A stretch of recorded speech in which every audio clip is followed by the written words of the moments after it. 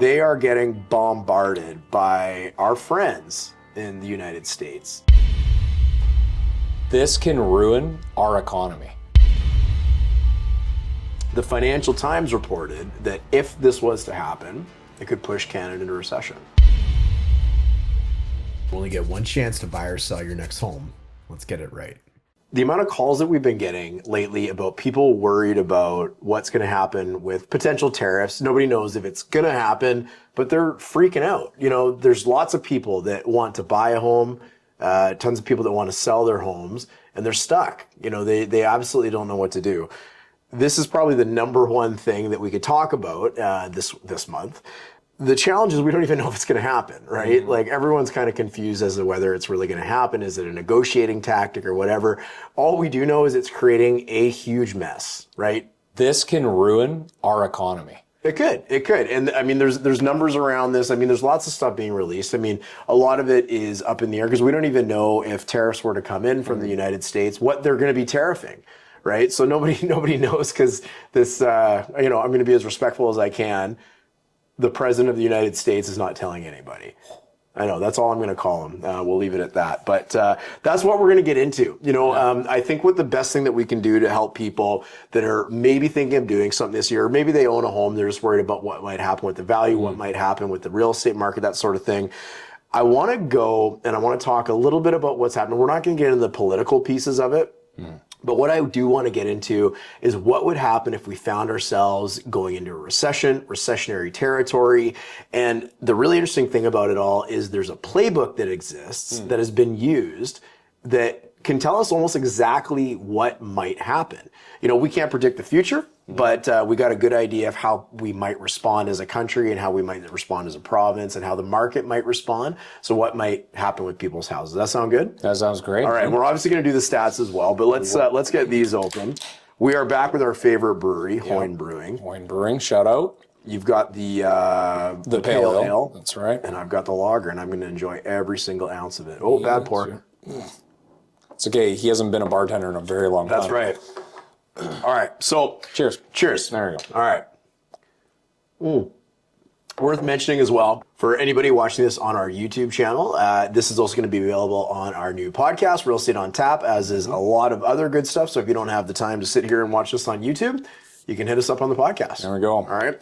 So we're going to get into the stats as well. Let's deal with this big elephant in the room. You are not an economist. I'm not an economist. No. You don't work for the U.S. government or the cabinet of the President of the United States. Well, that we know of. That you know of. And I don't work for the Canadian government or the cabinet of the Canadian Prime Minister. But I think what we can address is, forgetting all the political stuff aside, what might happen if tariffs were to come in. Exactly. So imagine myself, just like everyone out there, you're going to educate me today, and then we're going to go from there. And then we're going to do stats. How's that? Yeah, that sounds good. And you know what I really love about this is, as I said, there's a little bit of a playbook for what's happened in the past with this. So we're going to get into that. But let's just really basically kind of break it down. What is a tariff? A tariff is a tax, right? It's just a tax, okay? So when the U.S. imposes tariffs on Canada, that actually means the U.S. is taxing its citizens. Its citizens are having to pay more money for Canadian goods. The idea behind that is now, instead of buying those Canadian goods, perhaps those Americans are going and they're buying U.S. goods or goods, I guess, from maybe other countries, you know, depending on what they're trying to accomplish with that. So this has been ruffling the waters, right? Really, really bad. You know, we all know that Canada announced retaliatory tariffs if the U.S. was to bring them in. We won't get into all the history of it. But actually, just this morning, the Bank of Canada governor, Tiff Macklem, he actually announced that the threat of these tariffs is already starting to impact businesses and household confidence. Okay, so it's already starting to have an effect, and as it would.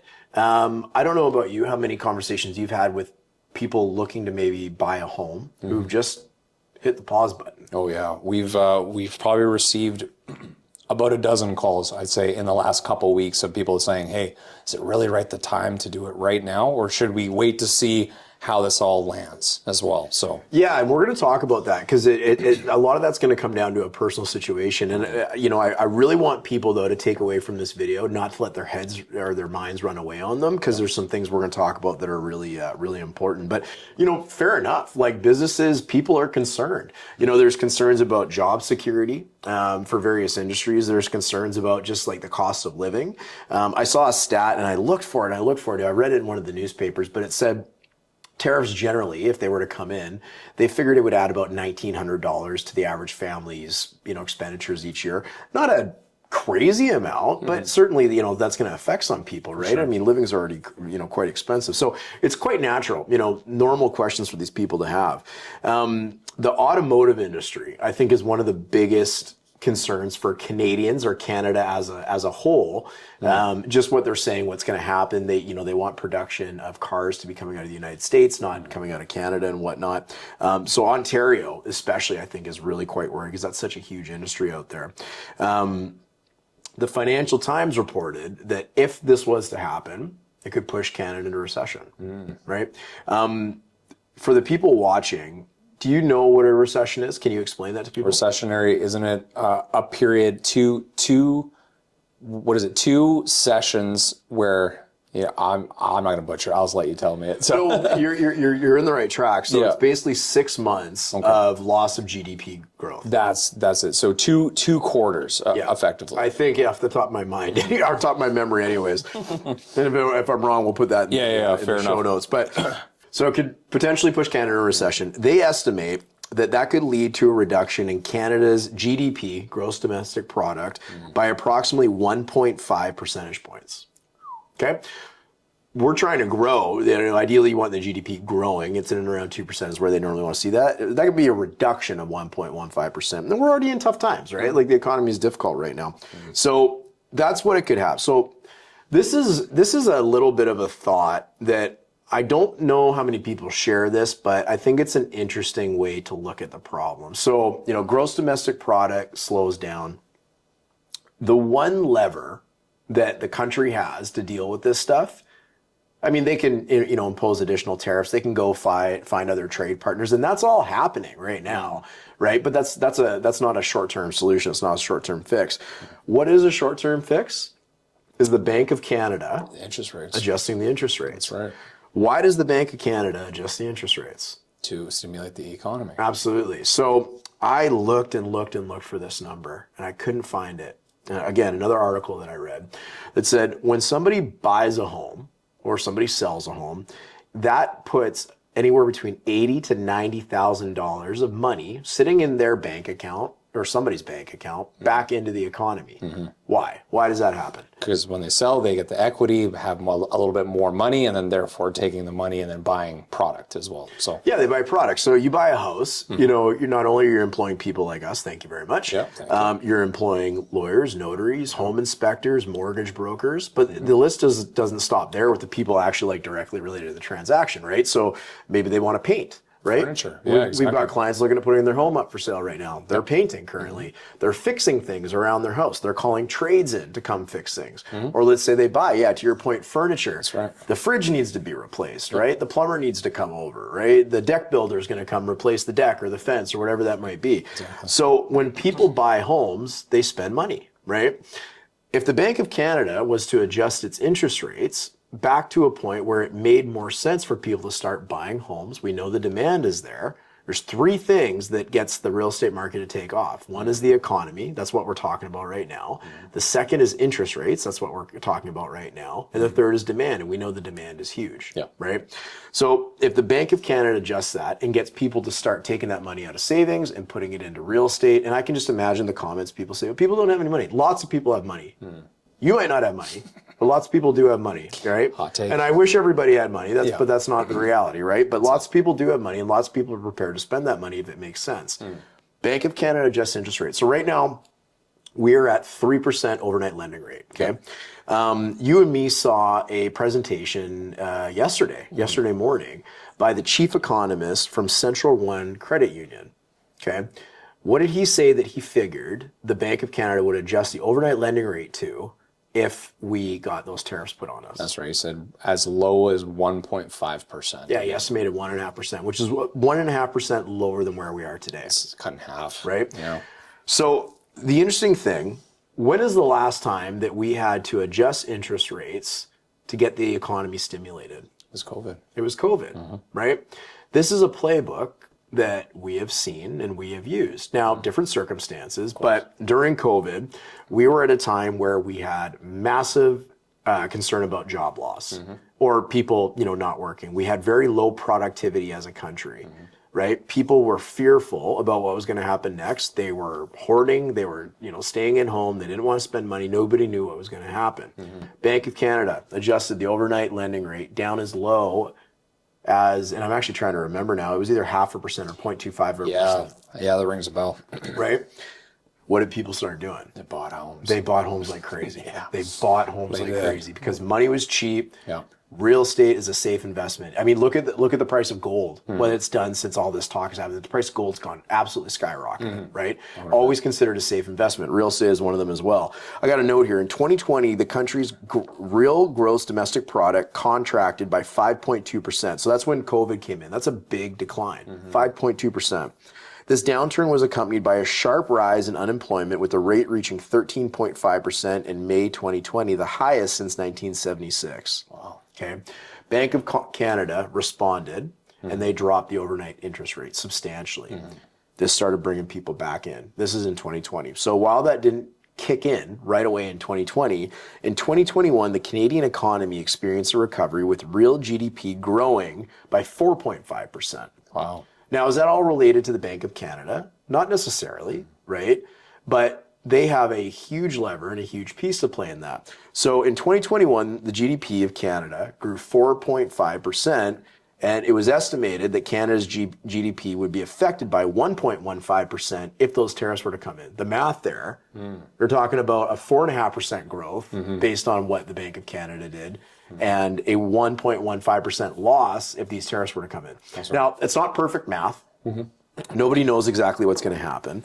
But the point of this is the Bank of Canada can encourage businesses and homeowners and people to spend money based on what they do with the interest rate. Okay.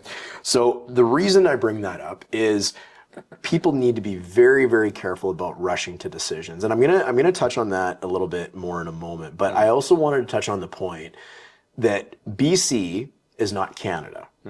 Okay. We talk about the Canadian housing market. We talk about the average price of a home in Canada. You do not own an average home in Canada, right? You own a townhome in South Surrey in a particular neighborhood.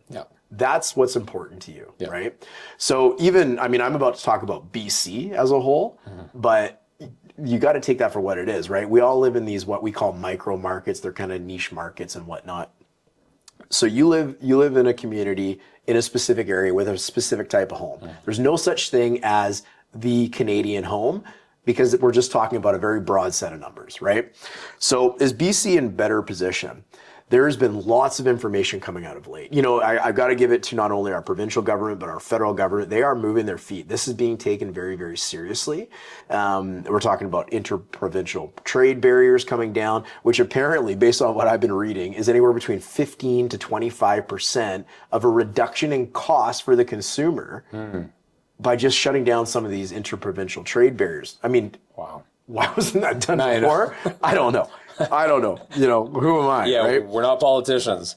But I thought that was pretty crazy. But BC, as an example, number one, we're a lot less reliant on the United States than some of the other provinces. Okay, one of the number one reasons we have a big body of water, and what sits on the corner of that big body of water in the land? The port, right? Okay. Thanks for the help. So we've got international markets at our fingertips. Ontario can't just throw everything onto a boat, and actually they do have a port, but like it's a lot harder for some of these other communities and some of these other provinces to put things on a boat and get them out to other Especially the markets. interior for sure. Exactly, right? Like think of Alberta, they're completely landlocked, right? As an example. So we have a little bit more of a diverse trading partner, or we have more diverse trading partners than some of the other provinces in Canada. BC exports about 50% of its goods to the US, with the rest going to Asia, China, Japan, South Korea, which means we have a reduced dependency on the US. The other thing, I mean, we talked about the government of BC having different strategies that they're working on right now, but we also have a much more resilient economic structure. Our biggest export, as you would likely imagine, or one of our biggest exports, is lumber. Exactly. Okay, I'm going to talk about lumber in a moment, but Ontario, Alberta, they're talking about things like auto manufacturing, big one. Oil, that's another big one. Critical minerals, that's another big one. Now, BC has its share of critical minerals as well, but forestry, really good example. I've got a letter here that I'm just gonna kind of give you the Coles notes of it, but I'm gonna read this to you. So this came from the National Association of Home Builders. Okay, so this is, I guess, the name says it all. I guess I don't need to explain it. Okay, and I'm just gonna paraphrase this, but I will put it below in the show notes so people can read it. It says, regarding tariffs on building materials from Canada and Mexico, addressed to the Honorable Donald J. Trump. I highlighted a word there just so if in case you didn't catch that. Dear President Trump, our country is facing a severe housing shortage and affordability crisis. Bringing down the cost of housing will require a coordinated effort to remove obstacles to construction.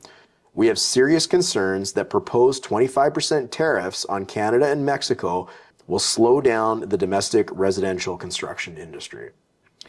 The challenge facing home builders is the cost and availability of building materials. Canada and Mexico represent nearly 25% of building material imports. Imposing additional tariffs on these imports will lead to higher material costs, which will ultimately be passed on to home buyers in the form of increased housing prices. Respectfully, we ask that you consider the effects of tariffs on Americans struggling to afford housing, and that you exempt critical construction materials from such actions. Powerful letter. That's a really powerful letter. Yeah. So I paraphrase that. This ain't the only industry that's writing them. They are getting bombarded by our friends in the United States about this silly action that is being taken. So there's a lot more to come on this. We're not the soothsayers of how this is going to play out. The purpose of this conversation is for the viewer or the listener to come out with a few recommendations. I said, don't let your mind run away on yourself, okay? Don't make a bunch of assumptions. Now, the Bank of Canada, Tiff Macklem, said that businesses and, the industry is already being affected. Of course, right? It's a shock to the market. It's a shock. Everybody is feeling shocked by it, right? My recommendations for everybody. You do have to educate yourself. We don't know what's going to happen. The market could go down. The market could go up. Who knows, right? We don't know that. You need to follow the news. If you're somebody that's looking or buying or selling, you do need to pay attention to this stuff, right? If you're looking at selling, maybe now is a better time than 2 months from now when potential tariffs come in. I don't know, right? Maybe 6 months from now is a better time. Maybe a year is a better time. Who knows, right? We don't know. Same thing if you're considering buying. Number one, if I was considering buying, I would make sure that I have immense job security. I'm not in an industry that I'm worried about being affected by it. But look at what happened during COVID. You could have said in April of 2020, I'm not buying a house for years. There's a lot of people that said that. Those people are still not owning a home because they didn't get in the market and they missed out on a huge increase in prices. Now, I don't want to sell fear. I don't want to sell fear the market's going to crash. I don't want to sell fear that the market's going to go up. But you need to pay attention, right? You need to pay attention to this stuff. Don't assume the sky is falling. And the last thing I wanted to leave people with before we get into the stats is this, not a fallacy is the way I want to say it, the misunderstanding that there's opportunity always on one side of the transaction. You know what I'm talking about. Explain that for people. So usually when you have two competing interests, so let's say you're in a really hot market, okay? It's really good for a seller. It's not so good for the buyer. That's right. Competing interests. Same thing goes in a slow market. Feels like we've been in a slow market for the last few years. A lot of inventory, good for the buyer, good interest. Seller, it's tough because you're competing against all the other inventory, competing interest. So that's kind of where you're heading with that one. Yeah, you're right. You know, if we took any other industry and summed it up like this, let's say you're wanting to buy a new couch, right? Couches are difficult to sell. So stores start putting them on sale. You see, you know, price reduced signs all over, and you go into the furniture store. I was going to say a brand name, but I won't. Yeah. But you go into a furniture store and everything's on sale, and this is your opportunity. You've been waiting to buy a couch, and you see a great couch. It's on sale. Doesn't normally go on sale. What would you do? Buy it. You'd buy it. 100%. Okay. The opposite of that. You want to buy furniture. It's so expensive. You can't find anything on sale. It doesn't make sense. Prices have skyrocketed. None of it adds up why it's so expensive right now. What would you do? Probably hold off. You'd probably hold off, right? You'd make alternate decisions. That's right. When you start putting that into the context of housing, people lose their minds. Oh, I know. Right? They they think that, it's a good time. It's a good time to buy and it's a good time to sell. Or it's a bad time. It's a bad time to buy and it's a bad time to sell. You've got two competing interests. Somebody who's trying to get the absolute most amount of money for their sale, and you got somebody who wants to pay the absolute smallest dollar value that they can. Those don't mix, right? Exactly. That's oil and water. That is. Somebody is always at a disadvantage. So you need to decide if you want to buy or you want to sell, at what side of the coin you're on. Exactly. Okay, so I wanted to leave people with that. I thought that was really good advice. We don't know what's going to happen, but pay attention. And, if you have questions about your own personal situation, give us a call. We'll walk you through it. We'll tell you what we see. A lot of our clients are really relying on us right now to help interpret the data. What's the sales to active ratio, or better said, the supply and the demand, what's going on in the market? How is that going to affect me on either side? I want to buy and sell, or sell and buy rather. What kind of impact is that going to have? What should we do? Give us a call. We'll help. Yeah, you bet. All right. Well, the good people are waiting for the statistics. There we go. And you're going to give them to them. That's it, man. All right. Well, we are going to take a break from tariffs. We're going to go through stats. Can we please take a break from tariffs? Are you not tired about talking about it? I'm a news junkie. I know. Everyone says it. I just put my phone away and just go, you know what? I'll deal with that a bit later. But let's get to the stats. Let's get to the stats. What Awesome. do you got?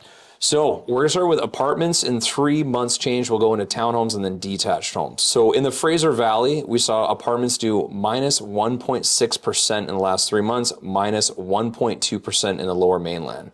In townhomes, a little bit better, minus 0.8% in the Fraser Valley and minus 0.3% in the lower mainland. And last, detached homes in the Fraser Valley, minus 0.4%, and a change up in the lower mainland where we actually see a positive 0.1%. Interesting. So that's the only one that increased. Yeah, it feels like it. Okay. All right. And so what's going on over the last 12 months then? No worries. So last year, apartments in the Fraser Valley was minus 1.2% and lower mainland minus 1.5%. And we've noticed this. Condos really took a beating as well. So. Yeah, and actually that will make for a good video or, a good even just a discussion between us about some of the stuff we've heard about the condo market. Some of the rumblings and some of the future predictions from people that get paid a lot more than us or a lot smarter than us. So they should get paid more than us. But we've heard a lot about that, so that might make a good. Stay tuned. That's right. Yeah. So let's jump to townhomes. So in the last year, Fraser Valley minus 0.2%, so almost even there. Whereas in the lower mainland, actually an uptick at 1.7%, and then in the detached in the Fraser Valley up 0.6%. And almost 3% up in the lower mainland for detached homes. That's interesting. Anecdotally, a lot of people have been telling us that the lower mainland market, and when we say lower mainland, we're typically referring to north of the Fraser River, so Burnaby, Vancouver, Coquitlam, etc., that their market is doing relatively well. They're feeling like it's getting busier. Transactions seem to be happening more and more. Now, the numbers for January were abysmal, right? I think it was 160% more listings than December. Yeah, I think it was more than that. I think it was almost 300% It was listings to something- sales. something It was crazy. It was incredible. And sales were down. So very there's much. this chasm that's been created between like new listings and sales. There's actually more inventory in the market than there's been in the last 10 years. It's way above, I think we're like 58% above the, the 10-year high or something like, or the 10-year average rather. So anyways, really good opportunity and choice out there for people. Yeah. But yeah, it seems like Vancouver is performing a little bit better. Now, in my experience, I mean, I've only been doing this for 17 years, so take it for what it is. So you don't know anything. Yeah, I much, don't know yeah. anything, right? But in my experience, kind of like throwing a stone into a pond, that's kind of sitting nice and flat. Things tend to happen in Vancouver, and then they tend to kind of ripple out. Yeah. Now, I mean, we just spent 15 minutes talking about tariffs, so who knows how true that might prove to be in the coming weeks and months. But it's interesting that Vancouver is starting to see that kind of renewed life that has been sitting on the shelf for about 2 years. And will that trickle into the Fraser Valley? We'll see. I'd say there's a good chance, but who knows? That's right. We'll see what happens. But anyways, that's everything. You got anything you want the good people to know? That's it, man. It's just educate yourself as number one, and we're in this together, so we'll see what happens. Yeah, absolutely. Well, you know what? Let's hope that all this talk about tariffs is just one way to share a beer rather than anything else, and it, buddy. we'll see what happens. All right. All right. Cheers. Take it easy.